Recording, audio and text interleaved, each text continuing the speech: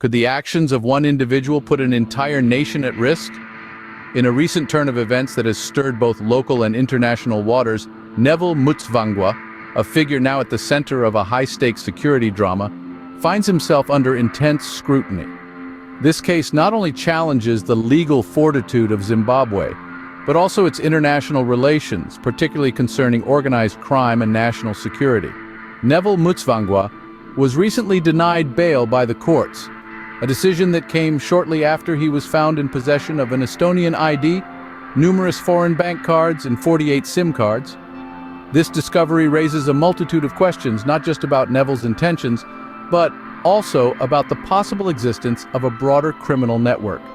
These items were found in contravention of the Telecommunications Act, suggesting that Neville could be operating within a syndicate of organized criminal gangs. The implications of these findings are profound.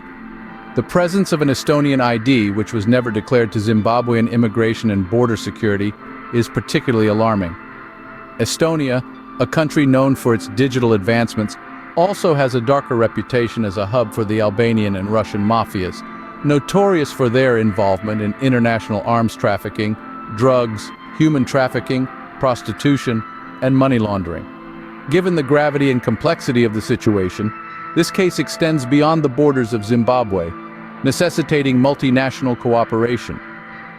There is a pressing need for the Zimbabwean Republic Police to engage with Interpol's regional office to address these potential international security threats. Moreover, the situation with Neville Mutsvangwa casts a shadow over his close associates, including Christopher and Monica Mutsvangwa. The involvement of such high-profile figures in potentially criminal activities poses additional risks, suggesting a network that could be exploiting national resources for personal gain. Their interrogation could be pivotal in unraveling the extent of this network and securing the nation against further jeopardy. In summary, the arrest and ongoing investigation of Neville Mutsvangwa bring to light critical issues surrounding national and international security. The discovery of unregistered international IDs and multiple foreign bank cards underlines the potential for significant criminal undertakings involving influential networks. As the investigation progresses, it will be crucial for local authorities and international bodies to collaborate closely, ensuring that all aspects of this case are thoroughly examined to protect the security interests of Zimbabwe and beyond.